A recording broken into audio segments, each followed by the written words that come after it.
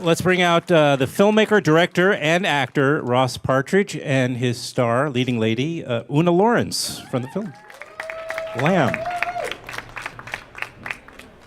Hey, guys. Hi, Oona. Nice to meet you. Well, Hi. Hi. I can actually say that I was at the world premiere, by the way. Just getting that out of the way. I was at the world premiere. You were at South by and yeah. At the US. hello. Yep, And there. Oona wasn't, unfortunately. You were not there. She was working, as she always is. Oh, right. Yeah. We'll get to all that. Yeah, We yeah. have a major movie star on the panel tonight. So we do. So let's first of all give a little bit. We saw the trailer, obviously, but we want to also know a little bit of the backstory of the film, or the synopsis. Do you want to do that, Ross? Or Sure, you want to do it. No, Oona, you could do that too.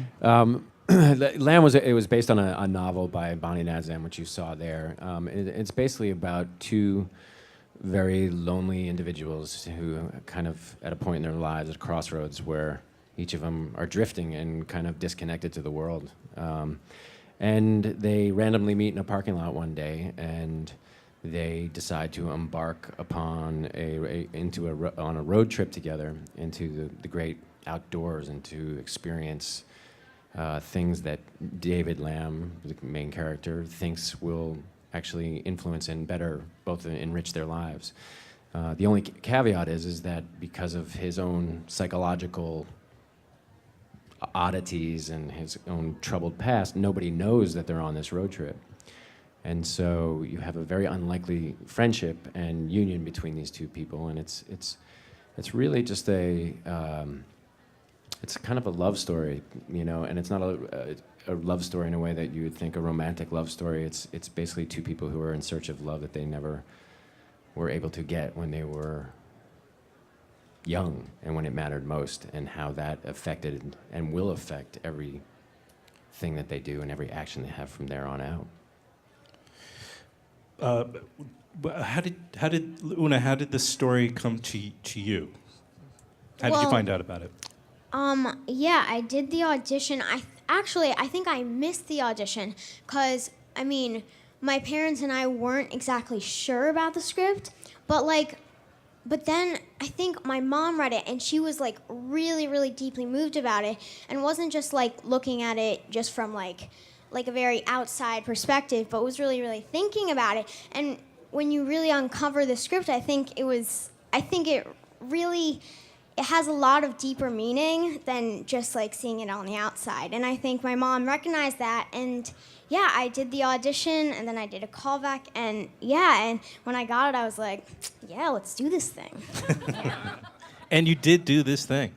So when you were talking about your mom's reaction, were you kind of just saying that she wasn't looking at it commercially, but she was responding to it completely on an emotional level? Exactly, yeah. And did you form your own emotional connection before you started the movie, or did you have conversations with Ross? Yeah, we had I think we had a week of rehearsal, Yeah. Period, and I think that was really, really helpful, because we would just have we went over the script, of course, but at the same time, we also really, really talked about it and talked about the characters, and I think that was really, really helpful, and it uncovered a lot of mysteries for me about the character and the story. So yeah, that was really, really helpful. And then so when we finally did start shooting it, we were totally ready, and it was great. Ross, did you have concerns about?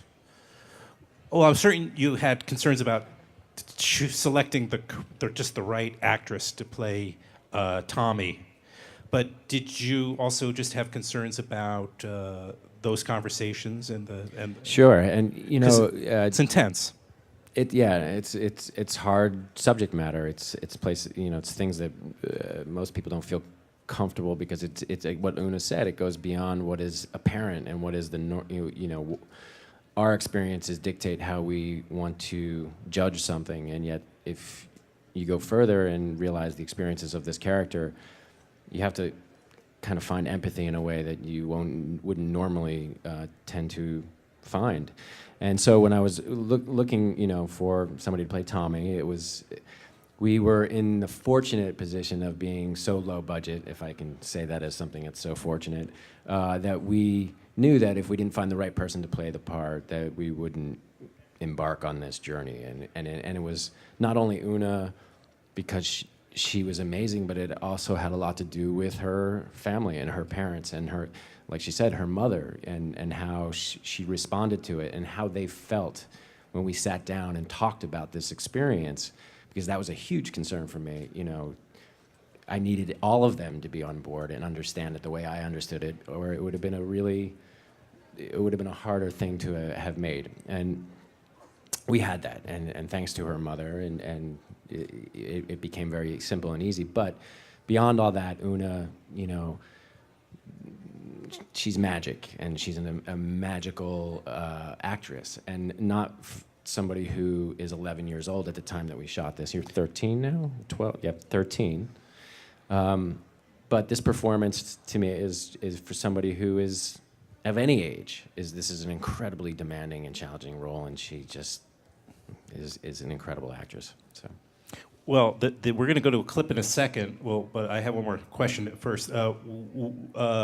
We already said that the first part of this is like it's kind of a road movie almost, right? Because you guys are on the road and driving to this house that's in your family, right? That's in David Lamb's family, and then the second part is on the land. On this land, it's beautiful as you saw, but so we know that a little bit that the complex subject matter. And just a grown man having a friendship or an intimate or emotional relationship with a young girl who's not related to him.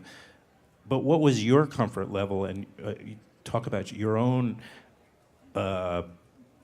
process around this character, and well, I think versus what your choices you would make as a grown man. Yeah, certainly. You know, when I looked at it, and as Oona said, you kind of. When I read the book, I was compelled by it, and I couldn't figure out what kept me thinking about this and why I was drawn to the tragedy of this human being. And it's an incredibly psychological journey, and the depth of this, you know, the reward of this movie for some, you know, is that you have to kind of experience the actions based on things that are his troubled past, and you don't really understand that troubled past until you get to the end of this journey.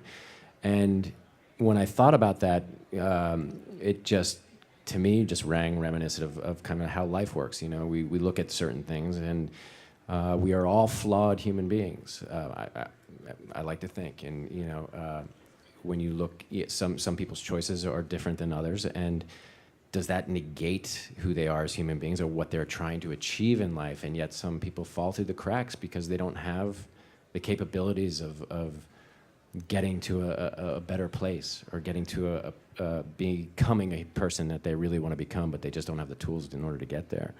And that was what was interesting. It was like to watch somebody who's so flawed make really wrong decisions, and yet he had this beautiful, and especially in the book, he had this beautiful language and beautiful poetry about the things that he dreamt about were spectacular, and the things that he really wanted to do, but he just had no idea how to get there. And I could relate as far as we all feel that way. I think we're always grasping. We're always feeling, you know, at times disconnected to that beautiful rainbow or whatever it is. So yeah, it became uncomfortable at times trying to like break it down. Why am I telling this story? But shit, love is complicated, and I think that's worth exploring.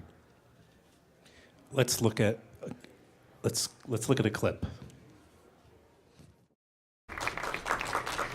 Okay, Oona, I'm going to toss a few descriptive words, and you just tell me which one describes Ross as a director. Okay, whichever. Don't. All right. Tyrant would be number one. Tyrant. Okay, number two. Dictator. Okay. Number three, monster. Now, don't feel nervous because he's sitting next to you. Just speak honestly. Just those three? That's it? Yeah, you gave me really hard choices, man. Like, No, what is he? What is? We know what he's like as an actor, but what is he like as a director on the set? Like when you're shooting, when he's wearing the director's hat. Okay. Using only those words. I was kidding. You can fill in. You can. Okay, got it. She's. Sorry. I think what I really really like about Ross, like as a director, I think he really treats me as an equal, because I feel like some directors may look down upon kids, and like even though I'm much shorter than him, it's like we're almost like we're the same. Like he really like values my opinions, and we like it's like age doesn't even matter. So I think it's really really nice that like I have someone that like really values my opinions and like gives me like really clear like directions, but at the same time lets me do whatever I want with it. And I think that was what was really really great about it. Oh, how does that feel? Thank you. Or what do you think, How does that feel? Ross? Because she's always right, and her opinions are really amazing. Yeah, you know, this was a lot of people ask me why, you know, did I choose immediately to play this part, as you know, knowing that I was going to direct it. And there was something that was very important for the process, was that, you know, hoping that we would create an intimacy, which we luckily got to achieve when we were in rehearsal with your dad and you and I, and trying to talk about this psychological world. But it was how do we achieve, you know, if somebody else played the part, then I would have to hope that we could have the intimacy that I could have with Oona as a director and actor, trying to talk to one another in a very difficult situation. But then also another actor involved would have to then as well have that same kind of connection. And that's a big risk to take, and knowing that both parties would have to be, you know, adhere to Oona, and they'd have to get along and so forth and so on. So not that there's anything about this child would be difficult to get along, or you wouldn't, I mean, you'd have to be a fool not to listen to somebody who has instincts like Oona as far as an actor. It's rare. When I met Oona the first time, or the second time when we kind of went for coffee, we all sat around and I talked with her parents, and Oona pulled her book out of her book bag and just sat there, started reading, and could have cared less about what we had to say at that point, only because she had homework to do. And, you know, she is, again, I think I was saying to somebody earlier today on an interview, you know, it's magical to find a kid who is so comfortable with himself. It's magical enough to find an actress or an actor who is so secure. And as soon as I met Oona, it was like, this is an individual. Immediately, we all felt that she knows who she is already at such a young age. And, you know, you have to listen to somebody like that. You mentioned a little bit before that you knew you were going to direct this. I read that you found the book and you felt compelled. You even mentioned that before, that you felt very compelled by it. Did you know that this was something you were going to direct, or did you ever consider bringing in another person to direct?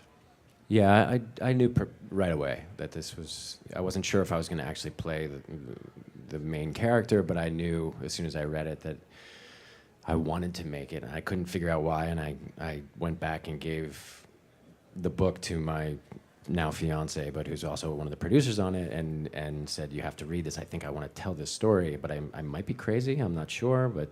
And Jen read it, and she took like 3 hours. She read the book and then came back to me and said, you know, you have to do this.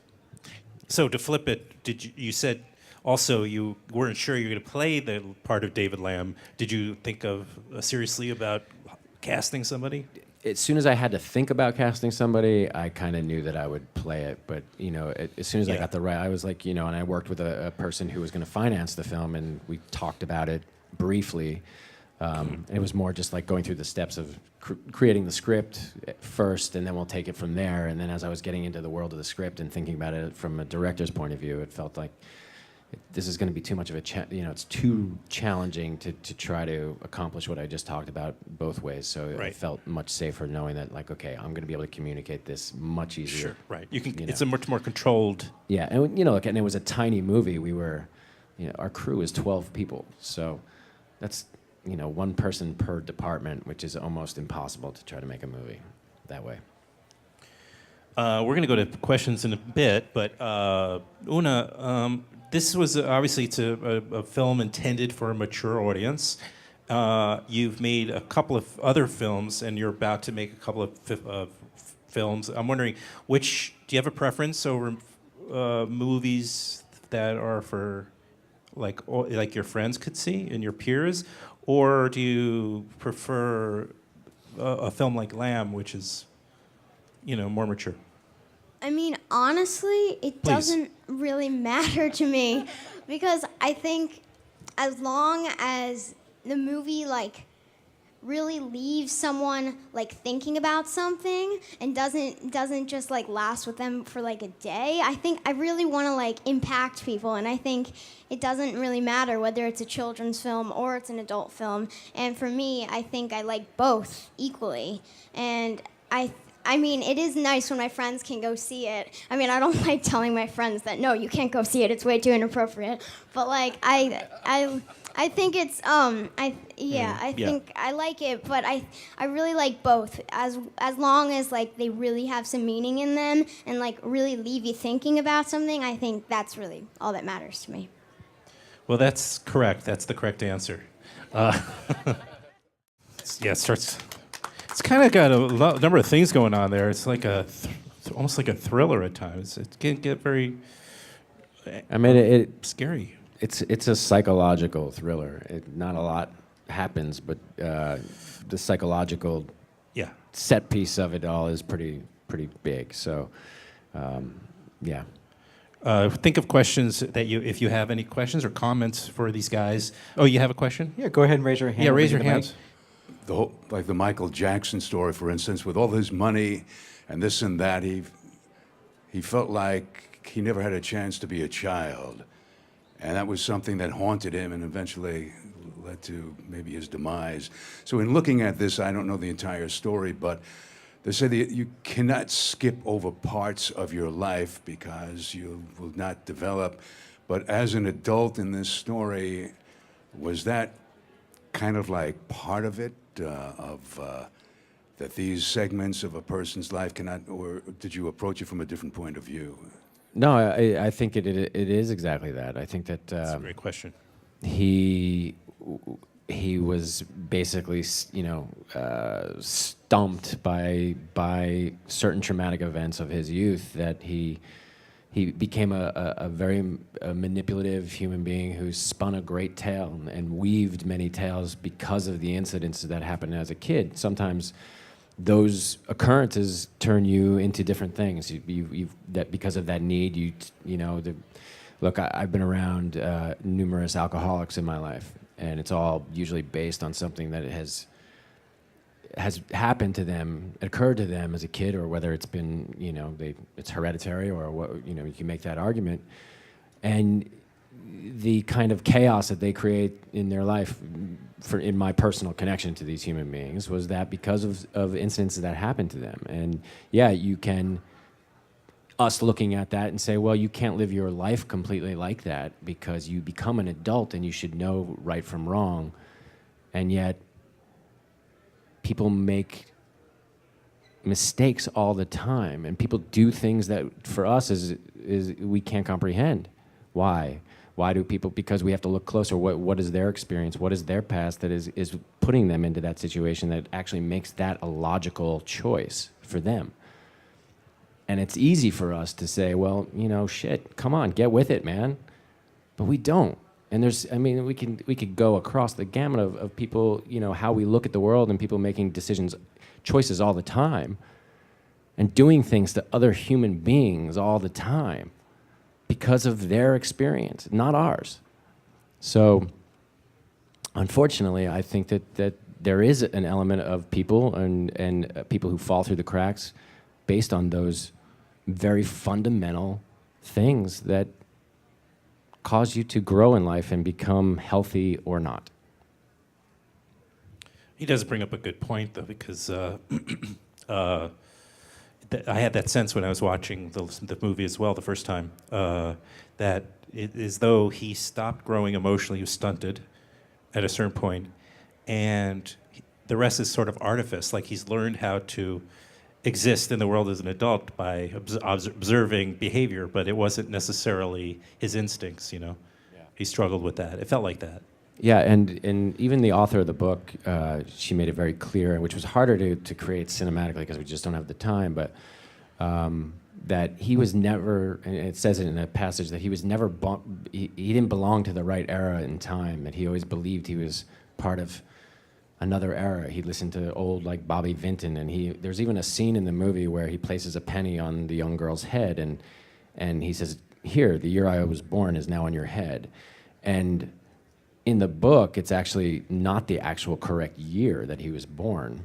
It was 15 years prior. And it's the same that goes on later on in the story and in the film, where he says to he says to Tommy, "Promise me one thing, promise me you will always call me Gary," which is a fictitious name that he has chosen to take on a different identity of anybody other than himself, because in his life, all he really wants to do is be anybody other than who he is.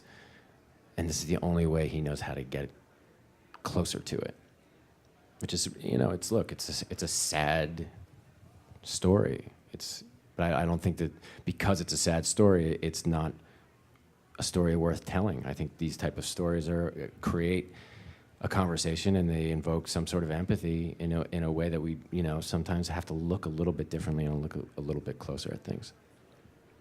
So Oona, how did you start acting, and do you have role models that you, either adult or other kids, and what made you decide to drawing the line between acting and directing? For Ross, where do you decide when you want to act and when you want to direct, or when you prefer having somebody else direct you? Okay. Well, I started acting actually when I was like 5, I think, because my dad, he made this experimental film, and I was the main character in that, and it was really just like about our life, and I think that started, because we were actually recreating some of the scenes from my life when I was like a kid. So I think that kind of started me like really liking the idea of recreating something or stepping into someone else's shoes. So I did a few summer acting classes and I loved it. And then I met my manager here, Kim, and and I've just been auditioning and doing films since then, and I really, really love it. So yeah. Well, since you brought it up, what do you have? Pete's Dragon? Yeah. I have Pete's Dragon. Pete's Dragon, and then... Which is with David Lowery, the director. Great David director. Lowery, Yeah. Ain't the Body Saints, right? You mean a few years ago? Yeah. Anything else? Well, Southpaw, which was Just came in out recently? Yeah, in the summer. And then there's this new movie called Bad Moms that I'm going to be in. Sounds like a comedy. Yeah, it is a Are comedy. you you're stretching? Yeah. And yeah. Okay. You want to answer part B? Yeah.